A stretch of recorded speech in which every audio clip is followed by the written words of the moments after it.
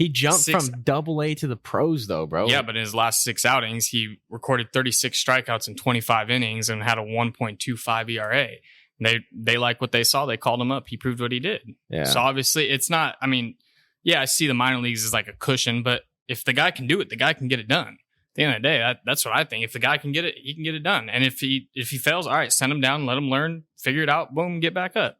I see, and yeah, that's what I'm saying. Like, I see what you're saying, but that's not everybody. I mean, not everybody's going up just because they get called early and fail, but.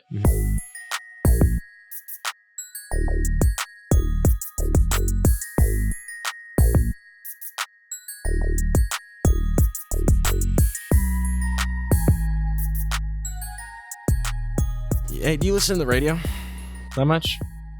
Never. Really? Well, okay, so I worked at Washington Union this last weekend. Early mornings. I didn't want to listen to any music, but 20 minutes in the car ride, I'm like bored, so I turned on the radio for the first time in a while. And it's actually a coincidence because I actually got some value out of it. I got a question. What channel were you listening to? I was listening to 94.9. B95? B95, yeah. Shout out. Yeah. I usually listen to 97.1, but it was just on a commercial break. Dude, I'm always flipping through if I do listen to the radio. Right. Yeah, no. And but the question that came upon was, would you rather live in today's time as yourself?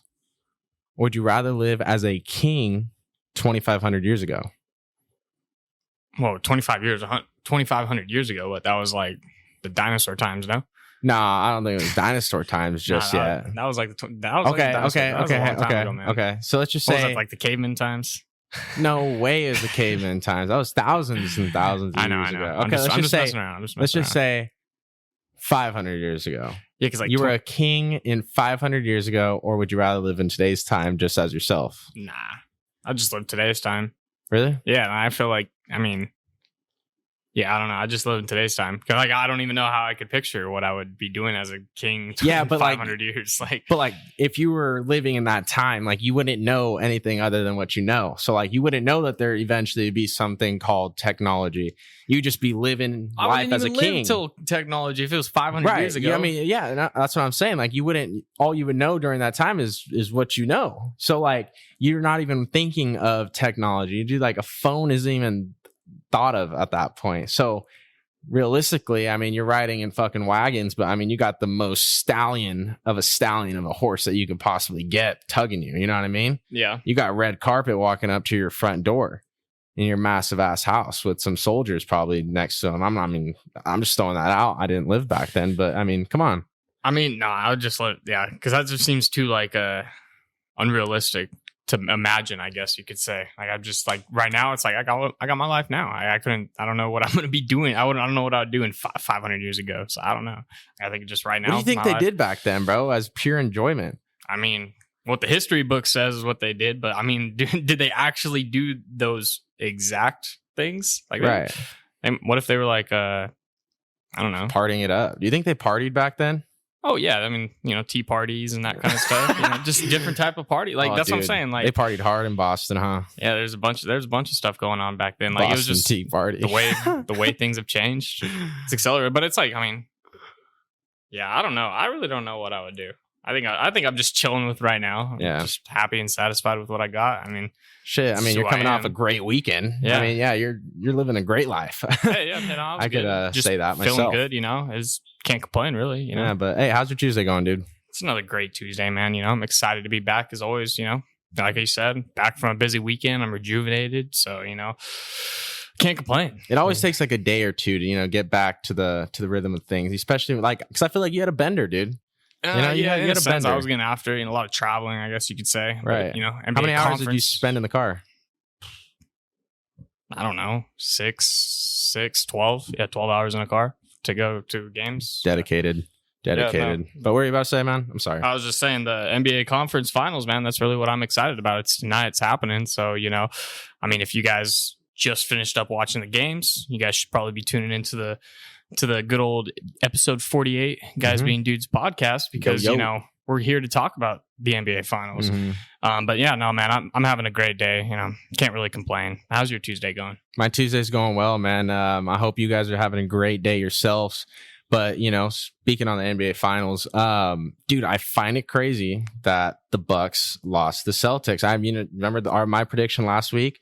I was talking about how it was going to be a 5-game series. Bucks were just going to handle business. And that's what it looked like to me at first, because the Bucks were up, 3-1, 2-1? Yeah, something like that. They were up a couple games in the series, and all of a sudden the Celtics make a run for it. But what's most surprising is the Phoenix Suns. Yeah, I saw that coming though. I mean, they started getting too streaky in the playoffs. I mean, like that's, you can't be streaky. You got to stay consistent. I mean, the Heat now are at least staying consistent, and that's why they're still in it, because they have the talent and consistency. You're gonna win. You're gonna win yourself some ball games. But yeah, I mean, the Bucks are gone, and I mean that's pretty crazy because everybody thought they were riding the hh road. Giannis that's not seeing the playoffs and all that, but. I mean, hey, it's like I said too, though, back in episode 46, the Celtics are good, bro. Like, they're good. They're going to give it to them. And I mean, I think they're on the verge of chasing history. If they win this NBA, if they go to the finals and win the finals, like, they'll have more than the Lakers. So, because right now they're tied, I believe. So yeah, so then they'll have more than the Lakers. That's crazy. I didn't know that. That's like a big little chase. They're chasing history right now, I guess you could say. But I mean, yeah, we're down to the conference final, down to the final 4. I mean, last time we talked about it was the final 8. So final 4, we're almost down to the end of the season. It's getting exciting. But yeah, the Eastern Conference final, man, Celtics versus the Heat. That's always a good matchup. That's exciting. And Celtics Heat, that's a legendary old school matchup, rivalry, I guess you could say in a sense. But what are you going to take? We're going to take it back to episode 46. Give our little predictions here. I don't even want to say anything because I was way wrong last time. I talked about the NBA, dude. I don't want anyone to say anything. I will say though, Jason Tatum and the Celtics at home are unbeatable. Yeah. No, I can agree with you for sure. I mean, the Heat, they're going to be there though too. Now we're in the conference finals. Both games, I'm both series. I'm already convinced it's going to go game 7. Both of them. Like, they have to now at this point. Like, the way these last few games have been going, it's going to be down to the wire. These are going to be intense games. And that's kind of what I want to talk about, because I mean, now that the way this playoffs have been going, bro, like, it's been intense. Like, they're balling out. So I have seen the other side though to that argument or that statement. People are saying like, "Yo, what the hell's going on in the playoffs right now?" Like, there's just blowout after blowout after blowout, and it's like, this team gets blown out. Well, the next game they blow out that other team, and it's just like, well, I'm talking excitement though. I'm talking about it is exciting, but like, dude, like game 7 Mavs versus Suns, like, dude, the Mavs had a 40-point lead. Yeah, hey, I know Luka had in halftime he had 27, and freaking the Suns had 27, dude. Right? Like, yeah, that's crazy. Crazy, yeah. But I mean, honestly, like, dude, it was like, bro, that's what I'm saying. That's inconsistency right there. Like, you can't. There's not much to say about that besides you're not playing the Heat. Like, how do you explain that? Like, how do you explain getting blown out game 7? You made it that far, and then you just give up. Like, you can't just say they gave up. That's just inconsistent basketball. They just didn't stick to either whatever their game plan was, or I don't know what the case was. Mm-hmm. But the Mavs came out and fucking gave it to them, bro. Luka. Do you think it hurts Monty Williams, record? Like, this year he was coach of the year, right? I mean, and then he showed when the time that he needs to show up best, he doesn't show up for the team. I don't think it hurts him, but I mean, it's just like now it's going to be, I don't think, because now he's not going to have that same run next year. I mean, who knows we don't know what Chris Paul's going to do, if he's going to come back or not, and whatever the case may be. If he may retire, he may not. But I mean, or if, what happens with D-Book, does he stay there? Does he not? There's a lot of who knows what's happened with that team, now that they didn't win it 2 years in a row that they've been there. So, I mean, I don't think it like hurts him. Like, I don't think he's going to lose his job. I mean, but definitely he might lose some players, what I mean? And then I guess it could hurt him. They might not be a playoff contending team next year, but who knows? We'll see. The Western Conference final, the Mavs, Warriors. I mean, shit, at this point, it looks like the Warriors are going to be back at their vengeance points and handing it to people, but it's going to be tough. If the Mavs did what they did against the Suns, I mean, shit. They could pull off the Warriors, they could pull off the Warriors because, coming into it, we were strong on the Suns and everything, but it just proves you play good basketball, all around good basketball and competitive. I mean, they're 3-point. I mean, they're shooting the ball ridiculously. They play as a team really well, dude. Like, just watch it. I was very impressed by them. So I mean, if they can shut down Curry and the Warriors, man, I mean, hey, tops to them. But it looks like I think it's going to be Warriors Celtics, bro. That's what I think the finals is going to be. And we'll see what happens, man. That's what I think. Hey, but we mentioned earlier that you've been traveling up and down the state, and you got to see a couple MLB games this past weekend. But before we jump into how your weekend was and how those ball games were, I want to ask you some. There's 5 stadiums in California. We got the Angels, we got the Dodgers, the Giants, the A's, and the Padres. What stadium in California is the best? That's a good question. It could go both ways. There's a lot of, because obviously, I would say we'd have to go between. It's either the Dodgers or the Giants. Because you got the Angels. Not the Padres? No, they're a nice stadium. It's San Diego. It's the sun. It's all that stuff. But it's not the nicest. Like the vibes, the overall vibes. You could watch baseball in some nice sun, San Diego, all that stuff. The vibes are immaculate. But as like a food, structure, atmosphere, like everything, the fans, all that, I don't think Padres could be number one. So I would say it'd be between Dodgers and the Giants. Because Giants, you got the Bay, you got the stadium, obviously, you got the food, you got the fans, be electric. They're fired up all the time. It's a combination. You got the Dodgers, pretty much the same thing. I just went to my first Dodger game, to their stadium, and they got pretty damn good food, So, and it's the same thing, the atmosphere, the fans, the setup. The only thing that, was that I didn't think was better than the Giants was just like the structure of the stadium. Like the field is fucking beautiful. It's MLB field, but like the structure is a little older. The blue's a little, light, and then maybe a little updated on the blue a little bit. But like, I don't know. I think I'm going to have to give it to the Giants for the nicest stadium in California. Dodgers are right behind them there. They were supposed to do some upgrades. I think they did do like a little bit of upgrades, but they were supposed to do like big renovations before the All-Star break. I don't know if they're still doing them now that they're in season. But that going back to going to that Dodger game, that shit was nice. That stadium was hella nice because I've been to it, but I've never actually been there with a Dodger game and everything. And it's electric. It was pretty cool. They get that place loud and it is loud. Yeah, because bro, like for a Sunday day game, it looked like it was damn near sold out. I looked up to the 4th deck. And there's no seats up there, and it was crazy. Like, and there's blue. It's just a sea of blue everywhere and all that. Food in every corner of the field. There's food everywhere. Like, so that's pretty damn cool, So I think for the best, nicest stadium in California, I think I'm gonna have to give it to the Giants though. Giants number one. Okay, that's respectable. That might be a little bit biased right there, coming from a Giants fan. The Oakland stadiums. Let's just get a new stadium already. This shit sucks. Yeah, no, they need to get. And like I just said, Anaheim. It's just a place you go watch a game. You don't really. It's not the nicest. It's not like let's go to Anaheim. Let's go to the Angels game. And San Diego. That's my pick, dude. San Diego, one, bro. Nah. Dude, they got the city skyline with all the skyscrapers in the view, and then you got like planes landing from the air on the airport. Like you got that whole view. You got the brick wall in left field. Maybe vibes, I haven't seen bro. A good like solid maybe playoff game in Maybe I need to go to a playoff game in San Diego or something to see what happens. I don't know, man. Yeah, I don't know, man. I think there's a little bias with you saying San Francisco. No, you could say there's bias, but and there might be, but at the end of the day, though, like like the Padres aren't even up there. Like it's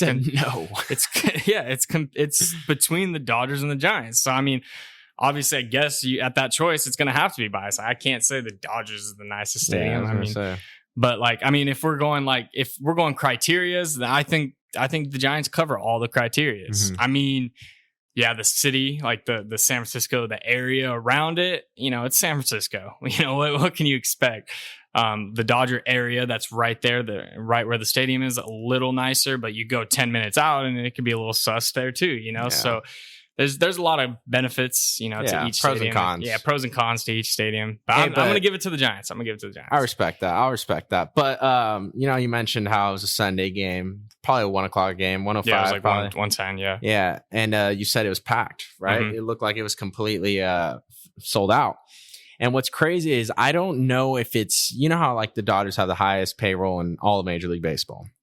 Well, is it the players that are attracting all the fans, or is it just the fact that they're the Dodgers from Los Angeles? Because you look at teams like Baltimore Orioles, or you look at the Detroit Tigers, dude, their Sunday 1 o'clock games are so empty, it's unbelievable. Well, yeah. So what is the difference? Well, you just answered your question. So is it Los Angeles or is it the players? Because both.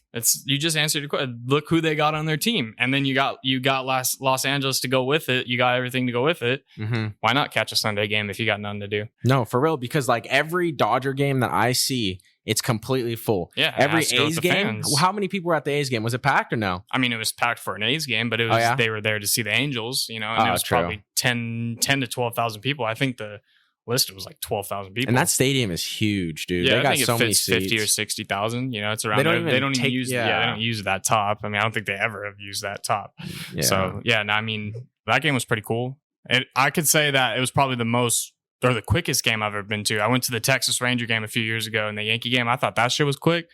Nah, this thing was quick, bro. Like, it zoomed by. But it was a pitcher's duel. I think there was 5 total hits, and the debut I got to see was that Chase Silseth guy for the Angels. And I mean, he threw a 1-hitter in 6 innings, So I mean, that game was flying through. It was crazy just how, I mean, I looked down. We went out to go get we went to go get some food, walked around the stadium and came back. And it was like the 7th inning already. Like, it was like, it just flew by. Like, it was crazy how fast. I mean, maybe it has to do with everything they're doing with trying to do, speed up the game and all that. But I think it was more of the pitcher's duel aspect. It was just quick, 1-hit, 2-hit game. So do you like that type of game where because I mean, bro, there was no commentating. There was nothing in the game. Like, there was literally the only thing you heard announcements was just the who was batting. And then there was no in between innings, hey, stay for after the game, fireworks. There was no fireworks, but other announcements that they do throughout the innings and stuff. There was none of that. It was just, let's get to the next thing. Let's get to the next pitch. Let's get to the next, I was just like, damn, it was just quick. No, no vibe, no atmosphere. That Silseth guy, I mean, he pounded the zone, bro. It was cool to see him pound the zone. That's how you have to do as coming into the league like that. You get your call up. I mean, shit, he was the first player to get called up in the 2021 draft. Think about that. That's not even just a year ago. He's pitching in the College World Series, and now not even a year later, he's pitching in the MLB.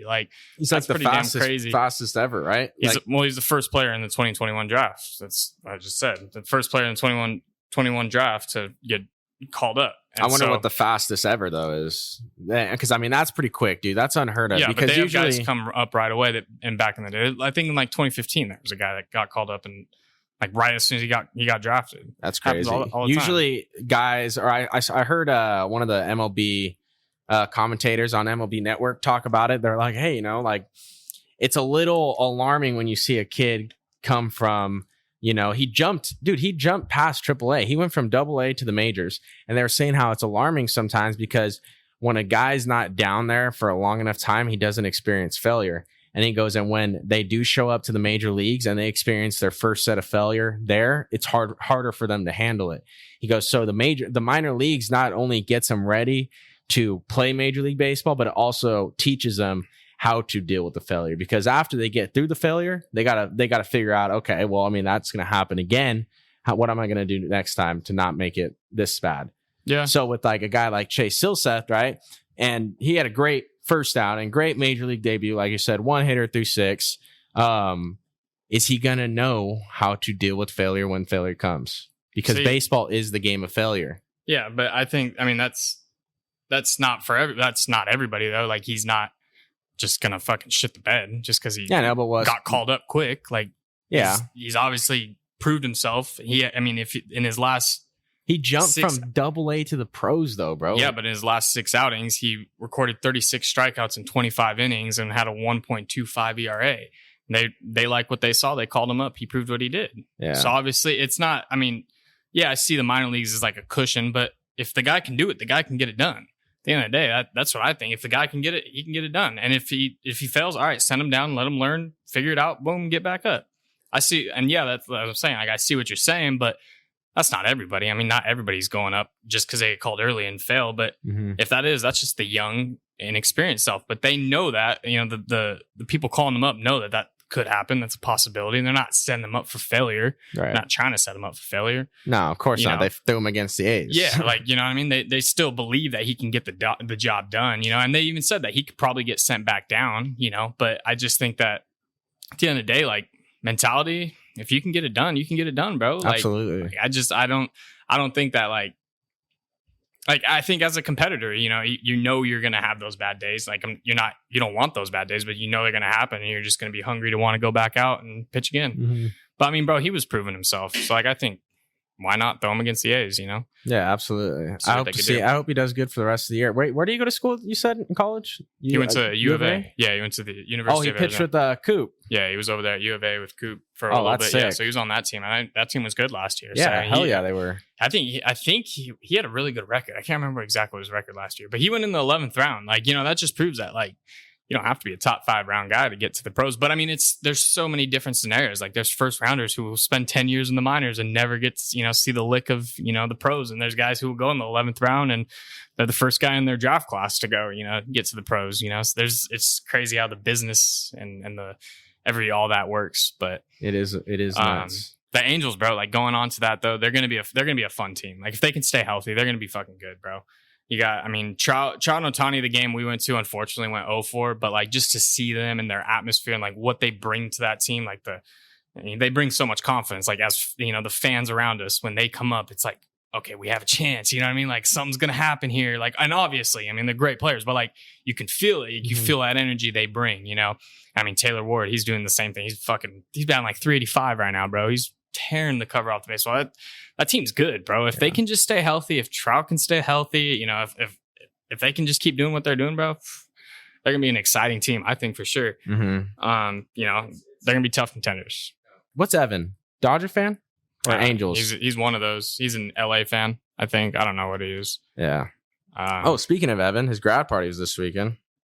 Dude, I tried a Happy Dad for the very first time there. That was my very first Happy Dad, bro. And they've been out for at least over a year now. But dude, I had that wild cherry flavor. Absolutely fire, dude. I'm not even gonna lie. No bias at all towards, just because they're the Nelk boys. Like I was honestly expecting it to be kind of trash because I heard some mixed opinions on it being trash. I will say maybe the pineapple flavor. I wasn't too big of a fan of that one. But what I did differently was I put a lemon in it, dude. I had a little lime and a little, citrus in there, and it made it fire, bro. Would you like the Happy Dads? Obviously, nice. Yeah, they're good. I really only like to shotgun them because they're just.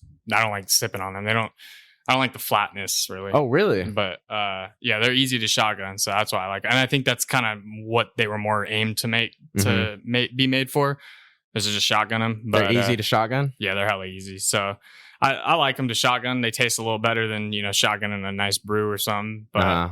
And feeling it down your throat, but all that, Happy Dad, you never go wrong with it. Makes you happy, Dad. So, dude, hey, the Colorado grill truck though was gas. Yeah, dude, Evan had it right, dude. He had the graduation party right.